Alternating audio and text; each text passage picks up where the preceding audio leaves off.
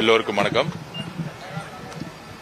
வரலாற்றில் பண்டிதர்னு தமிழக மக்கள் அழைக்கப்படுபவர், ஒட்டுமொத்த சமூக நீதியின் அடித்தளத்தை உருவாக்கியவர், திராவிட மகாஜன சபைன்னு அன்றைக்கே உருவாக்கியவர், எழுத்தாளர், மருத்துவர், பல்வேறு முகங்களை உள்ளடக்கியவர், சமூக நீதியை முன்னிலைப்படுத்திய முதல் பிதாமகன், திராவிடர் என்ற வார்த்தைக்கு சொந்தக்காரர். இப்படி அவருடைய அடையாளம் பண்டிதர் அயோத்திதாசர் அவர்களுக்கு ஒரு வரலாற்றில் தமிழக மக்களால் விரும்பக்கூடிய ஒரு உன்னதமான தலைவர். அவருக்கான மரியாதையை மாண்புமிகு தமிழக முதல்வர் அவர்களும் அமைச்சர் பெருமக்களும் இன்றைக்கு ஒரு பணிவு அன்புடன் செலுத்தினோம். சமூக நீதியில் அடிப்படையில் இயக்கக்கூடிய மாண்புமிகு முதலமைச்சர் உடைய ஆட்சியில் ஒரு சமூக நீதிக்கான ஒரு சத்திய பிரபாவனத்தை எடுத்துக்கொண்டு அவருடைய வழியில் இந்த அரசு செல்லும் என்கிறதை நாங்கள் உறுதிப்படுத்துகிறோம். வேற ஏதாவது கொஸ்டின்?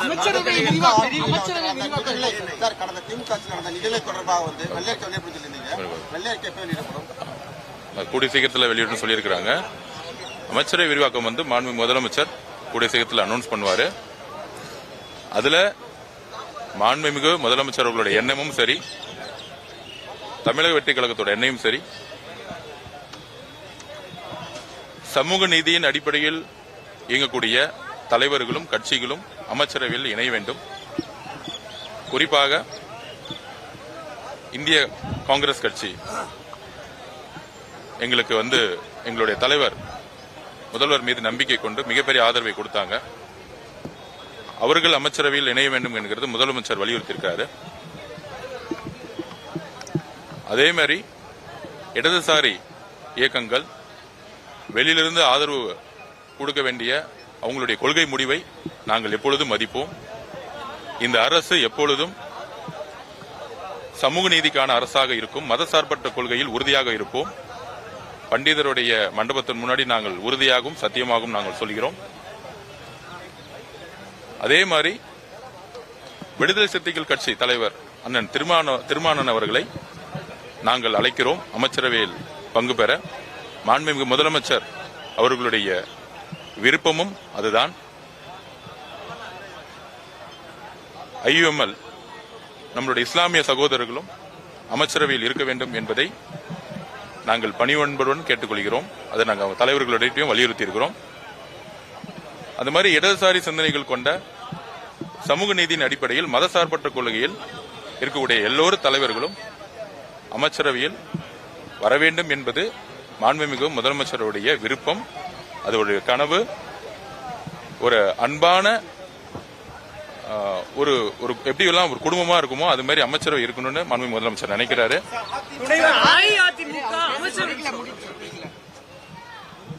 அதனால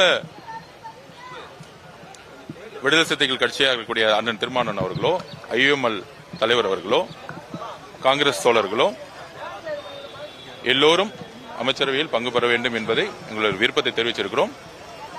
உடனடியாக முடிவெடுத்து சொல்றேன்னு சொல்லியிருக்கிறாங்க. அந்த கட்சிகளுடைய கலந்தாலோசனை கூட்டம் நடந்துட்டு இருக்கு.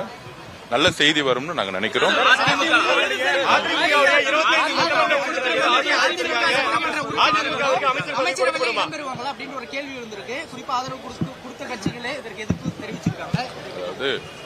அதாவது நீங்க அரசியல் சூழ்நிலைகளை நீங்க புரிஞ்சுக்கணும். அதிமுக இன்னைக்கு எந்த மாதிரி நிலைமையில இருக்கு, குறிப்பாக இந்த 2026 தேர்தல் காலத்துக்கு அப்புறம் தமிழகம் முழுவதும் பெண்களும் இளைஞர்களும் சேர்ந்து ஒரு புதிய மாற்றத்தையும் புதிய வரலாற்றையும் உருவாக்கும் பொழுது இப்படி மாற்றம் வரும்பொழுது தமிழக வெற்றி கழகம் கடந்த ஒரு வருஷமா தலைவர் அவர்களுடைய பிரச்சாரமும் சரி, மற்ற முன்னணி நிர்வாகிகளுடைய பிரச்சாரம் சரி, தமிழக மக்கள் எந்த அளவுக்கு கிரவுண்ட் லெவல்ல, அதுவும் குறிப்பாக பெண்களும் இளைஞர்களும் இணைந்து ஒரு பிரச்சாரத்தை உருவாக்கணுங்கிறது தெரியும். அப்படி ஒரு 50 வருஷம் கழிச்சு ஒரு மாற்றத்திற்கான தலைவராக எங்களுடைய மாண்புமிகு முதலமைச்சர் உருவாகும் பொழுது நாங்கள் ஆட்சியை உருவாக்கும் சொல்லும் போது ஊடகங்களோ எதிர்கட்சிகளோ அன்றை இருந்த திமுகவோ அதிமுகவோ எங்களுடைய தலைவர் முதலமைச்சர் அவர்களை அண்டர்எஸ்டிமேட் பண்ணாங்க. வெற்றி பெற்ற பிறகு அதிமுகவுடைய நிலைமை ஒரு நல்ல எதிர்கட்சியாக செயல்பட்டிருக்கும். திரு இபிஎஸ் பழனிசாமி அவர்கள் செயல்பட்டிருக்கணும். ஆனால் கம்யூனிஸ்ட் கட்சியுடைய மார்க்சிஸ்ட் தலைவருடைய ஆல் இந்தியா தலைவர் சொல்லியிருப்பாரு, நாங்கள் ஏன் தமிழக வெற்றி கழகத்தை ஆதரிக்கிறோம்? அரசியல் அதிகாரத்திற்காகவோ ஆட்சி அதிகாரத்திற்காகவோ நாங்கள் எங்களுடைய ஆதரவை தமிழக வெற்றி கழகத்தில் கொடுக்கவில்லை. அப்படி மார்க்சிஸ்ட் கமிஷனுடைய தலைவர் திரு பேபி அவர்கள் வெளிப்படையாக சொன்னிய வார்த்தை, நாங்கள் காங்கிரஸ் எடுத்தவொடனே திரு ராகுல் காந்தி அவர்கள் தன்னுடைய ஆதரவை கொடுத்தாரு. அவருக்கு தமிழ்நாட்டில் என்ன நடந்துச்சுன்னு அவருக்கு இமீடியட்டா நோட்ஸ் போயிருக்கு. அப்ப உடனடியா மதசார்பற்ற கொள்கை உடைய கட்சியுடைய தலைவர் முதலமைச்சர் ஆகணும்னு நினைச்சதனுடைய அடிப்படையில் தான் காங்கிரஸ் எங்களுக்கு ஆதரவு கொடுத்தாங்க. அந்த கொள்கையில நாங்க ஒரு அண்ணன் தம்பி மாதிரி உறுதியா இருக்கிறோம். அதுக்கப்புறம் திரு பேபி அவர்களும் இங்க இருக்கக்கூடிய கம்யூனிஸ்ட் கட்சியில இருக்கக்கூடிய தோழர்கள் திரு சண்முகம் ஐயா இருக்கட்டும், திரு வீரபாண்டியன் ஐயா இருக்கட்டும், அரசியலமைப்பு சட்டத்தை பாதுகாக்கவும் மதசார்பற்ற கொள்கை பாதுகாக்கவும் உடனடியாக எங்களுக்கு ஆதரவு கொடுத்தாங்க. அதை வழிமொழிந்து அண்ணன் திருமானன் விசிகே அவர்கள் வழிமொழிந்து அதனுடைய ஆதரவை கொடுத்தாங்க. அண்ணன் திருமானனுடைய பேட்டியிலிருந்தே தெரிஞ்சிருக்கும். நான் அன்னைக்கே என்னுடைய வெளிவாக்கத்துடைய பொதுக்கூட்டத்தில் சொன்னேன், என்ன மாதிரி சூழ்ச்சி நடந்தது. ஒன்று, இங்க கவர்னர் ரூலையும் பிரசிடென்ட் ரூலையும் கொண்டு வரதுக்கு எல்லா முயற்சியும் செய்தார்கள். அந்த முயற்சி செய்தது யாருன்னா திராவிட முன்னேற்ற கழகம் அதிமுகவுடன் இணைந்து, அதாவது திராவிட முன்னேற்ற கழகத்தினுடைய தலைவர்கள் அதிமுகவுடைய தலைவர் திரு இபிஎஸ் முன்னாள் முதலமைச்சர் ஐயா பழனிசாமி அவர்களுடன் இணைந்து ஒரு கூட்டணியை உருவாக்கி பீப்புள் மேண்டேட் சொல்லக்கூடிய தமிழக மக்களுடைய தீர்ப்பை மாற்றக்கூடிய ஒரு அணியை உருவாக்கி பின்புறல் வாசலாக முதலமைச்சர் ஆகணும் திரு இபிஎஸ் ஐயா அவர்கள் எல்லா திட்டங்களையும் கடைசி நிமிஷம் வரைக்கும் திட்டங்களை உருவாக்கினாரு. ஆனால் காங்கிரஸ் கட்சியுடைய அகில இந்திய காங்கிரஸ் கட்சியுடைய எதிர்கட்சி தலைவராக இருக்கக்கூடிய திரு ராகுல் காந்தி அவர்கள், மார்க்சிஸ்ட் கம்யூனிஸ்ட் கட்சியுடைய தலைவர்கள் அண்ணன் திருமாவளவன் அவர்கள், விசிகே, ஐயுஎம்எல் எல்லோரும் அரசியலமைப்பை பாதுகாக்கணும், ஒரு நல்ல ஆட்சியை உருவாக்கணும்னு எல்லோரும் ஒரு அணியில் திரண்டார்கள்.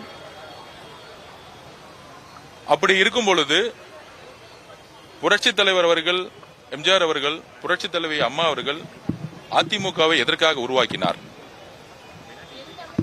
அது எதற்காக உருவாக்கினார் அப்படின்னா, இந்த தீய சக்தியா இருக்கக்கூடிய ஒரு குடும்ப ஆட்சியை தூக்கி எறிவதற்காக. அது எல்லாருக்கும் தெரியும். அப்படி இருக்கும் பொழுது திமுக தன்னுடைய கொள்கைகளை இழந்து மதசார்பற்ற கொள்கையிலிருந்து விலகி திரு மு க ஸ்டாலின் அவர்களும் திரு உதயநிதி அவர்களும் எலெக்ஷன் நேரத்தில் திரு இபிஎஸ் பழனிசாமி அவர்களுக்கு ஓட்டு போட்டா இங்கு பிஜேபி ஆட்சி தான் நடக்கும்.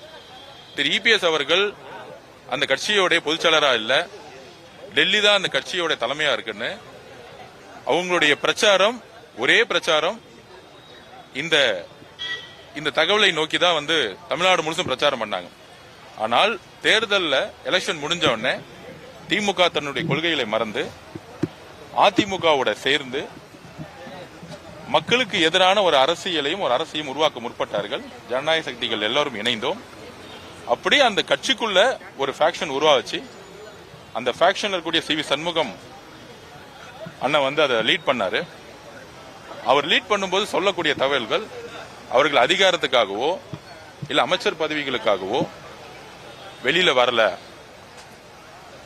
இது ஏதோ பேச்சுவார்த்தை அதிகாரத்துக்கான பேச்சுவார்த்தைன்னு தவறான ஒரு தகவலை திமுக பண்ணது. திமுக தலைவராக இருக்கக்கூடிய மு.க. ஸ்டாலினும் திரு உதயநிதி அவர்களும் திரு இபிஎஸ் ஐயா பழனிசாமி அவர்கள் தான் 3 பேரும் சேர்ந்துதான் ஒரு ஆட்சியை உருவாக்கணும்னு சொல்லிட்டு குதிரை பேர் அரசுல உருவாக்குனாங்க. இதுதான் பீப்புள் மேண்டேட்டுக்கு எதிரானது. எங்க கிட்ட இந்த ஃபேக்ஷன்ஸ் புரட்சி தலைவி அம்மா அவர்கள் புரட்சி தலைவி எம்ஜிஆர் அவர்களுடைய கனவை நாங்கள் நிறைவேற்றணும். அதிமுக கட்சியை காப்பாற்றப்படணும். ஐயா இபிஎஸ் ஐயா பழனிசாமி அவர்கள் கட்சியை டெல்லியில அடமானம் வச்சுட்டாங்க. நாங்க தொடர்ந்து 14-15 தேர்தலில் தோத்துட்டோம். அதிமுகவுடைய முன்னணி நிர்வாகிகளா இருக்கட்டும், அதிமுக தொண்டர்களாகட்டும், ஏன் அதிமுக விரும்பிய மக்களாகட்டும், இந்த கடுமையான தோல்விக்கு திரு இபிஎஸ் ஐயா பழனிசாமி அவர்கள் தான் காரணம்னு அவருடைய நிலைப்பாடு காரணம். டெல்லியோட சேர்ந்தது மிகப்பெரிய அதிருப்தியாக இருந்தாலும், பிஜேபியோட சேர்ந்து மிகப்பெரிய அதிருப்தியா இருந்தாலும், திமுகவுடைய கடைசியில திரு இபிஎஸ் ஐயா பழனிசாமி அவர்கள் சேர்ந்தது வரலாற்று பிழைங்கிறதோட ஒரு தற்கொலைக்கு சமங்கிறத அதிமுக தொண்டர்கள் உணர்ந்திருக்காங்க. அப்ப நாங்க கட்சி ஆரம்பிக்கும் போதே எங்களோட தலைவர் சொல்லியிருக்காரு, புரட்சி தலைவர் அவர்களை எந்த அளவுக்கு விரும்புறாருன்னு. புரட்சி தலைவர் எம்ஜிஆர் அவர்கள் உருவாக்கக்கூடிய கட்சி, அங்க இருக்கக்கூடிய தொண்டர்கள் எப்பொழுதும் தமிழக வெற்றி கழகத்தினுடைய தொண்டர்களோட எப்பயுமே ஒரு அன்போடு இருப்போம். அந்த கட்சிக்கு ஒரு பிரச்சனை நடக்கும் பொழுது எங்களோட நிலைப்பாடு ஆதரவோ இல்ல இதுக்குள்ள பின்னாடி ஒரு ஒரு அரசியல் காரணங்களோ கிடையாது. ஒரு இயற்கையாகவே ஒரு தோழமை உணர்வுடன், அண்ணன் தம்பி பாசத்துடன், நம்மளுடைய ஆதரவுங்கிற வார்த்தையோட அதிமுக கட்சிங்கிறது அம்மா உருவாக்கிய கட்சி, அம்மா பாதுகாத்த கட்சி. அதை ஒரு தோழமையுடன் தான் நாங்க பாக்குறோமே தவிர மித்த திமுகவுடைய அதிமுகவுடைய பிரச்சாரம் மாதிரி இதுல எதுவும் கிடையாது. அந்தந்த சட்டமன்ற உறுப்பினர்கள் யாருக்கு சப்போர்ட் பண்ணுங்கிறது அவங்களுடைய உரிமை.